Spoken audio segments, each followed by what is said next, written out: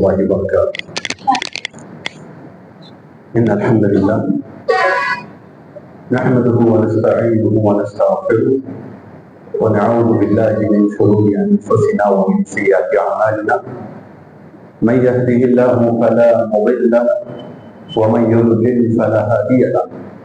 وأشهد أن لا إله إلا الله وحده لا شريك له وأشهد أن محمدا عبده ورسوله. يا أيها الذين آمنوا اتقوا الله حق تقاته ولا تموتن إلا وأنتم مسلمون. يا أيها الناس اتقوا ربكم الذي خلقكم من نفس واحدة وخلق منها زوجها وبث منهما رجالا كثيرا ونساء واتقوا الله الذي تساءلون به والأرحام إن الله كان عليكم رقيبا. يا أيها الذين آمنوا اتقوا الله وقولوا قولا سديدا يصلح لكم أعمالكم ويغفر لكم ذنوبكم ومن يطع الله ورسوله فقد فاز فوزا عظيما. أما بعد فإن خير الحديث كتاب الله وخير الهدي هدي محمد صلى الله عليه وسلم وشر الأمور محدثاتها وكل محدثة بدعة وكل بدعة ضلالة وكل ضلالة في النار. فأعوذ بالله السميع العليم من الشيطان الرجيم. بسم الله الرحمن الرحيم. قال الله تبارك وتعالى إن عدة الشهور عند الله 12 شهرا في كتاب الله يوم خلق السماوات والأرض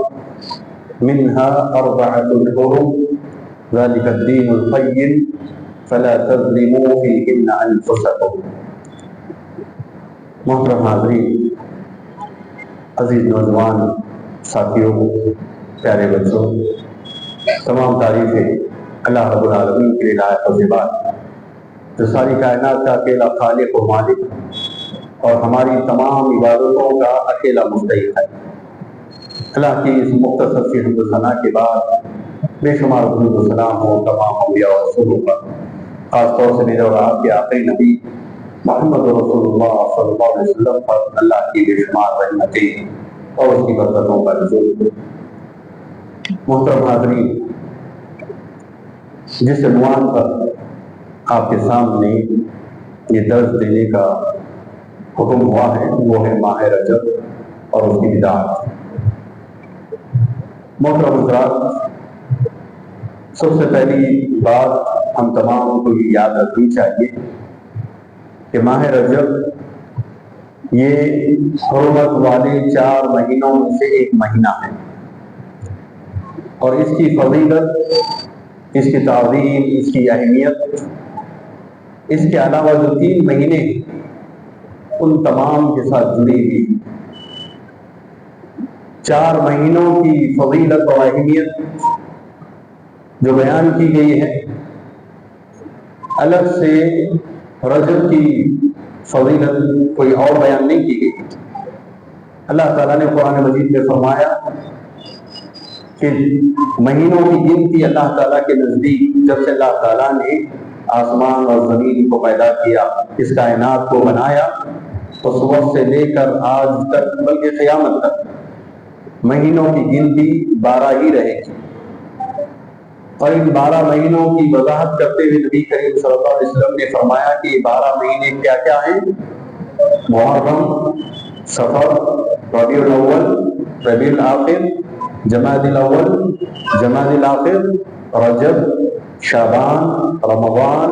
شوال، ذی القعدہ، ذی الحج، یہ 12 مہینے ہیں۔ ان 12 مہینوں میں جو 4 مہینے حرمت والے ہیں، جن کی فضیلت حدیث اور اللہ تعالیٰ نے قرآن میں بیان فرمائی، وہ 4 مہینے ذی القعدہ اور ذی الحج، محرم، یہ 3 مہینے مسلسل آتے ہیں لگاتار ایک کے پیچھے ایک۔ شوال کے بعد ذی القعدہ شروع ہوتا ہے، محرم کا حرمت والا مہینہ ذی القعدہ، اس کے بعد ذی الحج، اس کے بعد محرم، پھر درمیان میں آتا ہے جمادی الاخر اور شعبان کے درمیان رجب کا مہینہ، جس کو رجب مضر کے نام سے جانا جاتا ہے۔ تو یہ 4 مہینے حرمت والے، اور اسلامی کیلنڈر کے اعتبار سے محرم کا مہینہ اسلام کی تاریخ کا پہلا مہینہ کہلاتا ہے۔ حضرت عمر رضی اللہ عنہ کے دور میں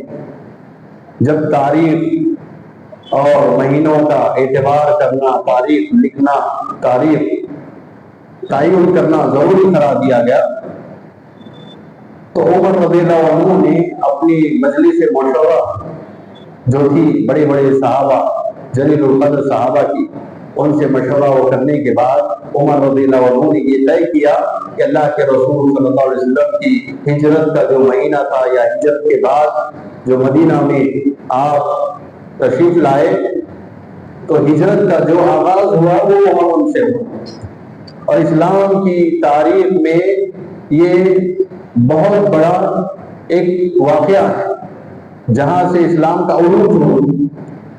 اسلام کو بڑی قوت ملی۔ اس لیے عمر رضی اللہ عنہ نے اس مہینے کا تعین کیا کہ یہاں سے اسلامی تاریخ کا آغاز ہو، اس مہینے کو اسلامی تاریخ کا، اسلامی سال کا پہلا مہینہ مقرر کیا گیا۔ تو 4 مہینے، 3 مہینے مسلسل آتے ہیں، چوتھا مہینہ رجب کا، یہ 4 مہینے حرمت والے ہیں، اور ان چاروں کی فضیلت اللہ تعالیٰ نے یہ بیان کی کہ ان کا احترام کرنا، ان میں ظلم و زیادتی کرنا یہ گناہ ہے۔ اللہ تعالیٰ نے فرمایا فَلَا تَظْلِمُوا فِيهِنَّ کہ تم ان مہینوں میں اپنی جانوں پر ظلم نہ کرو۔ مفسرین اس کے 2 معنی بتاتے ہیں، ایک یہ کہ انسان گناہ کرتا ہے تو اپنے اوپر ظلم کرتا ہے، گناہ کر کے چاہے جو بھی گناہ ہو، چاہے شرک ہو، بدعت ہو، خرافات ہو، کسی کا مال ہڑپ لینا ہو، کسی پہ ظلم و زیادتی کرنا ہو، کسی کو ستانا ہو، کسی پہ تہمت لگانا ہو، کسی کے ساتھ گالی گلوچ جو بھی ہو، یا انسان کا اللہ کے فرائض کو چھوڑ دینا ہو، نبی کریم صلی اللہ علیہ وسلم کی سنتوں کی مخالفت کرنا ہو، جتنے بھی یہ سارے گناہ اور نافرمانی کے اعمال ہیں، انسان جب ان کو کرتا ہے تو اپنے آپ کو گنہگار بنا لیتا ہے، اللہ تعالیٰ کے نزدیک اس کا نافرمان ٹھہراتا ہے، اور اللہ تعالیٰ کے غضب اور اس کے عذاب کا اپنے آپ کو مستحق بناتا ہے، جہنم کا اپنے آپ کو مستحق بناتا ہے۔ تو اسی لیے یہاں پہ یہ کہا گیا کہ اپنے نفسوں پہ ظلم نہ کرو، کہ انسان گناہ کرتا ہے تو اپنے اوپر ظلم کرتا ہے۔ اور دوسرا یہ کہ جتنے بھی انسان ہیں یہ ہم میں سے، چاہے کوئی سگا ہوگا، کوئی دور کا رشتہ دار ہوگا، کوئی قریبی دوست ہوگا، کوئی دور کا دوست ہوگا، کوئی پڑوسی ہوگا، تو یہ سارے کے سارے ہم انسانوں میں سے ہی، اس اعتبار سے بھی دوسروں پر بھی ظلم نہ کیا جائے، دوسروں کے ساتھ بھی گناہ کے معاملے نہ کیے جائیں، تو انسان کو گناہوں سے بچنے سے مکمل طور پر اجتناب کرنے کی تعلیم دی گئی ہے۔ یہ حرمت والے مہینوں میں گناہوں سے بچنے اور نیکی کی طرف آگے بڑھنے کی تعلیم دی گئی، اور یہ 4 مہینے حرمت والے جو ہیں یہ ہمارے لیے سال بھر کے بقیہ 8 مہینوں میں تربیت کا ذریعہ بنتے ہیں کہ ہم ان مہینوں کے احترام میں گناہ کو چھوڑ دیں، نیکیوں میں آگے بڑھیں، اور بعد میں ہماری یہی عادت اور یہی فطرت ہم بنا لیں کہ ہم بقیہ دوسرے مہینوں میں بھی گناہوں سے بچیں اور نیکیوں میں سبقت لے جائیں۔ اسی لیے اللہ تبارک و تعالیٰ نے تاکید فرمائی کہ ان مہینوں کا اہتمام کیا جائے۔ مشرکین مکہ، کفار مکہ کا معاملہ یہ تھا، حالانکہ وہ لوگ اللہ کے ساتھ شرک کرتے، گناہ کے اعمال کرتے، بے شمار برائیاں ان کے اندر تھی، لیکن جب یہ مہینے آتے تو ان کا بڑا احترام کرتے، ان کا بڑا پاس و لحاظ رکھتے، ان میں کسی پر ظلم و زیادتی کرنے سے اپنے آپ کو بچا لیتے، لڑائی جھگڑے کے کوئی معاملے ہوتے تو لڑائی جھگڑے کے معاملوں کو ٹال دیتے، اس طرح ان مہینوں کی تعظیم کرتے ہیں۔ تو مشرکین کے نزدیک بھی ان مہینوں کا بڑا احترام ہوتا، تو ہم مسلمانوں کو بدرجہ اولا اس بات کا خیال رکھنا چاہیے کہ یہ مہینے جن کی تعظیم، جن کی عظمت کا اللہ تعالیٰ نے ہمیں حکم دیا ہے، ان مہینوں میں ہم بدعت، خرافات، ایسے کام جس کا حکم نہ اللہ نے قرآن میں دیا نہ رسول اللہ صلی اللہ علیہ وسلم نے اپنے فرمان میں دیا، ایسے کاموں سے بچنے کی ہم کوشش کریں. اور صرف ان 4 مہینوں میں ہی نہیں، بقیہ مہینوں میں بھی بچنا ہے. ان مہینوں میں تعلیم دے کر بقیہ مہینوں میں بھی بچنے کی تعلیم تاکید کی جا رہی ہے. لیکن ہمارے معاشرے میں الٹا ہے. ہمارا معاملہ اکثر مسلمانوں کا الٹا ہے کہ جس بات کا حکم دیا جا رہا ہے وہ کام نہیں کیا جاتا، جس بات سے منع کیا جا رہا ہے اسے نہیں رکا جاتا، بلکہ وہ کام کیے جاتے ہیں جس سے منع کیا جا رہا ہے، وہ کام نہیں کیے جاتے جس کا حکم دیا جا رہا ہے. آپ دیکھیں اللہ تعالیٰ نے قرآن مجید میں توحید کے بعد، ایمان کے بعد سب سے زیادہ نمازوں کی تاکید کی، نمازوں کی پابندی کا حکم دیا ہے کئی ایک مقامات پر. لیکن امت مسلمہ کی بڑی اکثریت نمازوں سے غافل، اللہ کے اس حکم سے غافل. اور اللہ کے نبی صلی اللہ علیہ وسلم نے نیکیوں کی طرف آگے بڑھنے کی تعلیم دی. اللہ کے نبی صلی اللہ علیہ وسلم نے فرمایا بادروا بالاعمال، کہ نیکیوں میں آگے بڑھو، نیکیوں میں سبقت لے جاؤ. اور نیکی کے بے شمار راستے اللہ کے نبی صلی اللہ علیہ وسلم نے بتائے. یہاں تک کہ اللہ کے نبی صلی اللہ علیہ وسلم نے بتایا کہ راستے میں اگر کوئی کنکر، پتھر، کانٹا، کچھ ایسی چیز جو کسی کو نقصان دے سکتی ہے، آپ اسے نکال کر راستے سے دور کر رہے ہیں، تو یہ بھی آپ کے حسنات میں بھاری پڑنے والا ہے عمل. یہ بھی آپ کے لیے کل نجات کا ذریعہ بن سکتا ہے. اللہ کے نبی صلی اللہ علیہ وسلم نے فرمایا ایک ایسے شخص کے بارے میں کہ جس نے راستے میں کاٹے جار جھاڑ تھا، اس کی ڈالی کو کاٹ دیا تاکہ راستے سے گزرنے والوں کو تکلیف نہ ہو. اللہ کے نبی صلی اللہ علیہ وسلم نے فرمایا کہ میں اسے جنت کے کیاریوں میں سے کیاری میں غوطہ لگاتے ہوئے دیکھ رہا ہوں. نبی کریم صلی اللہ علیہ وسلم نے اسے جنت کی بشارت دی. یہ نیکی کے مختلف راستے اس طرح اللہ کے نبی صلی اللہ علیہ وسلم نے بتائے. لیکن ہمارا معاملہ یہ ہے کہ قرآن میں جس بات کا حکم دیا گیا ہے، نبی کریم صلی اللہ علیہ وسلم نے اپنی احادیث میں جس بات کی تعلیم دی ہے، ہم وہ چیزوں کو سن کر یہ کہتے ہیں کہ یہ نئی بات ہے. ہم نے نہیں سنی ہے تو ہم کہتے ہیں نئی بات. اور جو باتیں کسی بزرگ کے نام پر، کسی ولی کے نام پر یا کسی مرشد یا پیر کے نام پر اگر بیان کی جائے، اسے ایسے سنتے ہیں جیسے کہ اللہ کا کلام ہو یا رسول اللہ صلی اللہ علیہ وسلم کی کوئی سنت بیان کی جا رہی ہو. اسے غور سے سنتے اور اس پہ عمل بھی کرتے. کئی ایسی بدعات ہیں. اس رجب کے مہینے کے تعلق سے لے آپ کہ یہ مہینے کی تعظیم، اس کی فضیلت بقیہ 3 جو حرمت والے مہینے ہیں ان سے جڑی ہوئی ہے، ان سے الگ نہیں ہے. ان سے الگ کوئی خصوصیت اس رجب کے مہینے کی نہیں ہے. جو خصوصیات، جو فضیلت محرم کی اور ذی القعدہ کی اور اسی طرح ذی الحج کی ہے، وہی اس کا بھی احترام، اس کی بھی تعظیم کی فضیلت.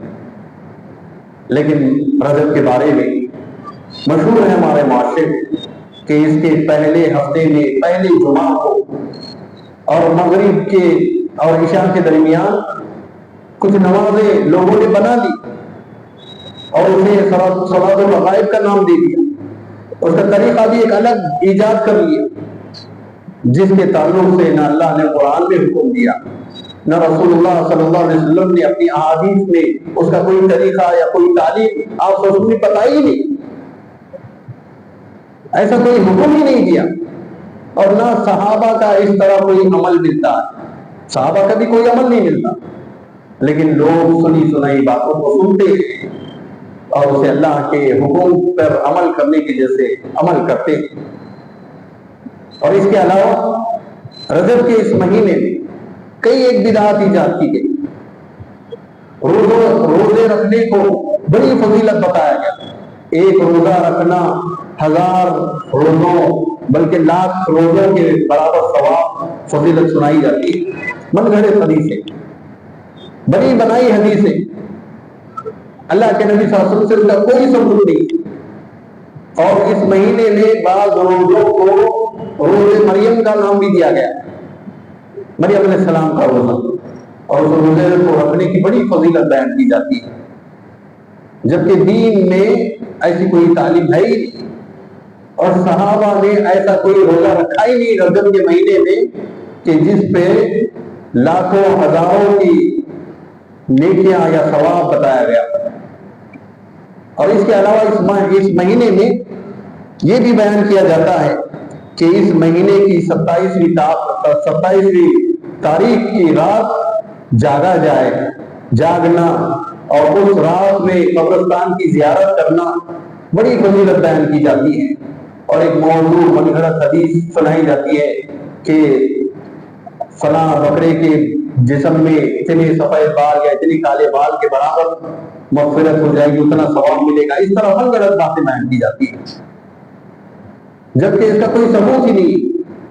اب دیکھیں اللہ کے نبی صلی اللہ علیہ وسلم کو معراج ہجرت سے پہلے ہوئی، ہجرت سے پہلے، اور ہجرت کے بعد اللہ کے نبی صلی اللہ علیہ وسلم مدینہ میں کتنے سال رہے؟ 10 سال رہے، اور ان 10 سالوں میں رجب کا مہینہ 10 بار آیا، اور ان 10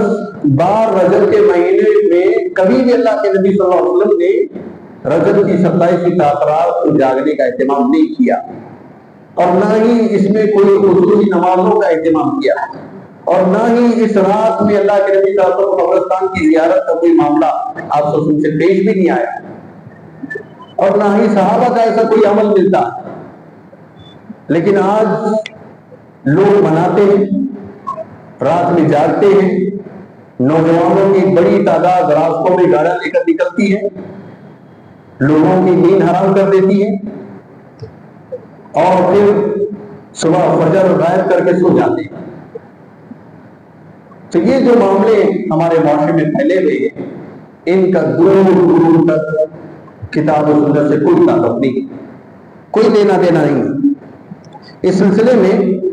کئی ایک علماء کے، کئی ایک سلف صالحین کے اقوال ہیں۔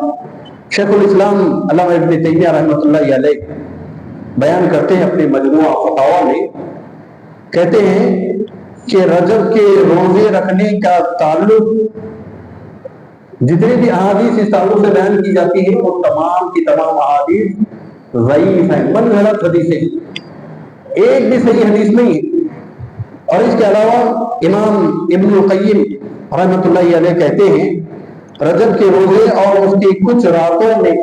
قیام کے متعلق جتنی بھی احادیث بیان کی جاتی ہے، یعنی 27ویں رات جو جاگتے ہیں اس کے بارے میں بیان کر رہے ہیں کہ روزے ہوں یا راتوں کو جاگنے کا معاملہ ہو، اس تعلق سے جتنی بھی احادیث ہیں وہ احادیث بھی جھوٹی ہیں، من گھڑت ہیں، اللہ کے نبی صلی اللہ علیہ وسلم سے اس کا کوئی تعلق ہی نہیں ہے۔ اور اگر ایسا ہوتا، اتنے صحابہ تھے، کسی ایک صحابی کا بھی عمل نہیں ملتا ہے کہ کسی ایک صحابی نے رات میں جاگا ہو، 27ویں رات رجب کی جاگا ہو، یا قبرستان کے جا کر زیارت کی ہو، ایسا کوئی عمل نہ اللہ کے رسول صلی اللہ علیہ وسلم سے ثابت ہے نہ صحابہ سے ثابت ہے، لیکن لوگ کر رہے ہیں، لوگ اس چیز کو بڑی عقیدت مندی سے مناتے ہیں۔ اور اس کے علاوہ 22ویں رجب کو، رجب کی 22ویں تاریخ کو باقاعدہ طور پر ایک دعوت کا اہتمام کیا جاتا ہے جس کو کنڈوں کی دعوت کہا جاتا ہے۔ اب آپ سوچیں، جو عمل اللہ کے نبی صلی اللہ علیہ وسلم نے جس کا وجود اللہ کے نبی صلی اللہ علیہ وسلم کے زمانے میں تھا ہی نہیں، اور جس کا چلن صحابہ کے دور میں بھی نہیں تھا، یہاں تک کہ تابعین کے دور میں بھی نہیں تھا، تابعین کے دور میں آخری مرحلے میں شیعوں نے اس کو ایجاد کیا، شیعہ حضرات نے اس کو ایجاد کیا کنڈوں کی دعوت کے نام پر۔ اور اس کے پیچھے واقعہ گھڑا گیا کہ جعفر ایک بہت بڑے عالم دین، بہت بڑے نیک صالح گزرے ہیں، ان کے تعلق سے یہ واقعہ گھڑا جاتا ہے کہ انہوں نے ایک خاتون کو کہا کہ تمہاری یہ منت وہ پوری ہو جائے گی، تم اس دن جو ہے دعوت کا اہتمام کرو، یا اس طرح کی بات انہوں نے بیان کی، اور کہا کہ اگر تمہاری منت پوری نہ ہو تو میں اللہ کی بارگاہ میں تمہارا ہاتھ پکڑ کر لے جاؤں، اس طرح کی بات بیان کی جاتی ہے۔ من گھڑت چیزیں، من گھڑت واقعات بیان کی جاتی ہیں، اور اصل اس دعوت کو جو کیا جاتا ہے شیعہ حضرات کی جانب سے، تاریخ میں اگر آپ دیکھیں تو حضرت معاویہ رضی اللہ عنہ کی شہادت اسی 22 رجب کی تاریخ کو واقع ہوئی۔ تاریخ نگاروں نے لکھا ہے کہ 22 رجب کو معاویہ رضی اللہ عنہ کی شہادت کا واقعہ پیش آیا، چونکہ شیعہ علی رضی اللہ عنہ کے تعلق سے بہت زیادہ غلو کرتے تھے، اور معاویہ رضی اللہ عنہ اور علی رضی اللہ عنہ کے درمیان ایک مسئلے میں اختلاف ہوا، جس کی وجہ سے دونوں ایک لمبی مدت تک الگ الگ علاقوں پر حکومت کرتے رہے، خلافت کرتے رہے۔ تو شیعہ حضرات علی رضی اللہ عنہ کی شان سے غلو کرتے ہوئے معاویہ رضی اللہ عنہ کو گالی گلوچ کرتے، لعن طعن کرتے ہیں، اور حضرت معاویہ رضی اللہ عنہ یہ وہ صحابی ہے جو کاتبین وحی میں سے ہے۔ اللہ کے نبی صلی اللہ علیہ وسلم پر جب وحی نازل ہوتی، اللہ کے نبی صلی اللہ علیہ وسلم صحابہ کو بول کر قرآن لکھاتے، جو وحی آپ پر نازل ہوئی پوری لکھاتے صحابہ، ان صحابہ میں حضرت معاویہ رضی اللہ عنہ بھی ایک تھے جو وحی کو لکھا کرتے تھے۔ تو یہ شیعہ حضرات ایسے صحابی پر لعن طعن کرتے ہیں، اور ان کی موت کے دن کو یہ کفر کی دعوت رکھ کر مناتے ہیں، اور اسے ایک الگ قصہ گھڑ کے انہوں نے اس کو رائج کیا، اور مسلم معاشرے میں اس کو منایا جاتا ہے۔ تو یہ ساری چیزیں چاہے روزے ہوں، یا اس مہینے میں خصوصی طور پر پڑھی جانے والی نمازیں ہوں، یا اس مہینے میں خصوصی طور پر دی جانے والی کلوں کی دعوت ہو، یا اس مہینے میں خصوصی طور پر 27 تاثرات کو جاگنے کا معاملہ ہو، یا قبرستان کی زیارت اسی رات مخصوص طور پر کرنے کا معاملہ ہو، یہ ساری کی ساری نہ اللہ کے رسول صلی اللہ علیہ وسلم نے اس کا حکم کیا، نہ صحابہ نے ایسا کوئی عمل کیا، نہ اس کا کوئی ثبوت قرآن اور حدیث سے ثابت ہی نہیں ہے، یہ دین سے کوئی تعلق رکھنے والا ہی معاملہ نہیں ہے، لیکن آج ہمارے معاشرے میں بڑی عقیدت مندی اور ثواب کی نیت سے کیا جاتا ہے۔ تو جو عمل نہ اللہ کے حکم فرمان میں ہو، نہ رسول اللہ صلی اللہ علیہ وسلم کے فرمان میں ہو، آپ سوچ کر دیکھیں وہ ہمارے دین کا حصہ ہو سکتا ہے کیا؟ نہیں ہو سکتا۔ ہمارا دین وہی ہے جو اللہ نے قرآن میں بیان کیا، اور جو نبی کریم صلی اللہ علیہ وسلم نے اپنی احادیث میں بیان فرمایا، اور ان پر جو صحابہ کا عمل رہا وہی ہمارا دین، صحابہ کا جو منہج رہا وہی ہمارا دین۔ اگر آج کوئی قرآن کی کسی آیت کو لے کر بتائے کہ دیکھو رجب کی یہ تاخرات کو جاگنا ثابت ہے، رجب میں اس طرح کا یہ عمل ثابت ہے، یا کوئی اور معاملہ قرآن سے ثابت کرے، تو سب سے بنیادی طور پر یہ اصول یاد رکھیں آپ، اگر ان کو جانچنا ہو کہ یہ صحیح ہے یا نہیں ہے، تو پہلے یہ جانچیں کہ اس کا حکم اللہ نے قرآن میں دیا ہے، اور لوگ اپنے طور پر اس کا معنی مطلب بیان کر رہے ہیں، تو ٹھیک ہے کوئی بات نہیں۔ اللہ کے رسول صلی اللہ علیہ وسلم نے اس آیت کا معنی اور مفہوم صحابہ کو کیسے سمجھایا؟ کیا ویسا سمجھایا جیسا آج ہمارے دوسرے مسلمان بھائی سمجھ کے بیان کر رہے ہیں، یا پھر اس کے برعکس اللہ کے نبی صلی اللہ علیہ وسلم نے سمجھایا؟ تو جو اللہ کے نبی صلی اللہ علیہ وسلم نے سمجھایا وہی صحیح ہے۔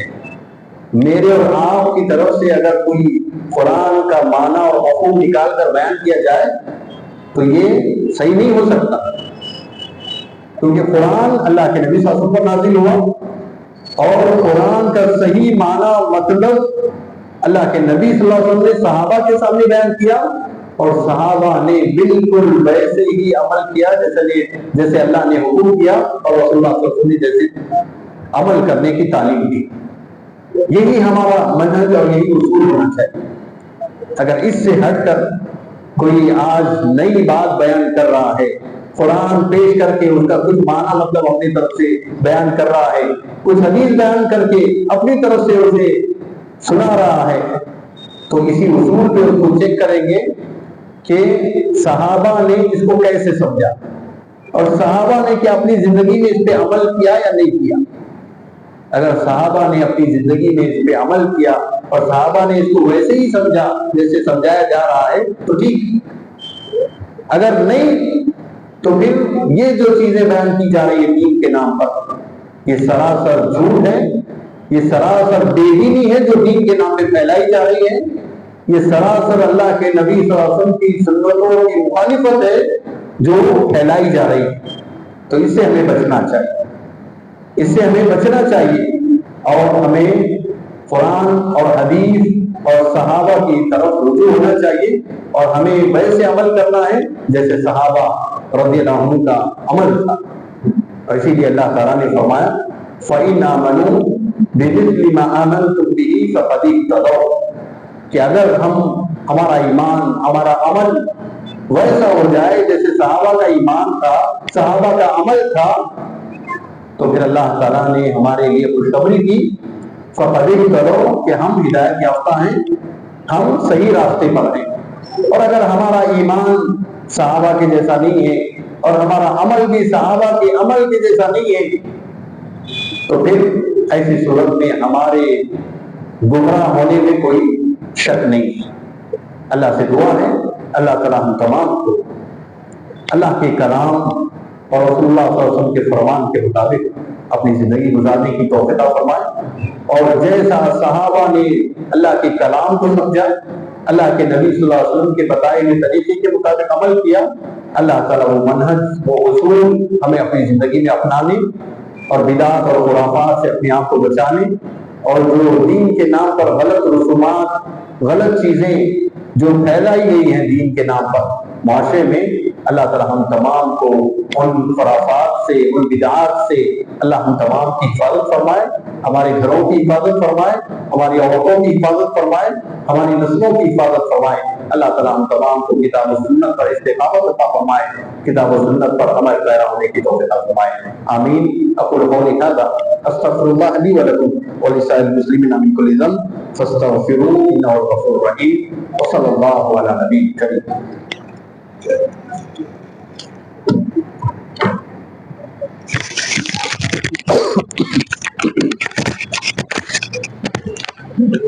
السلام علیکم.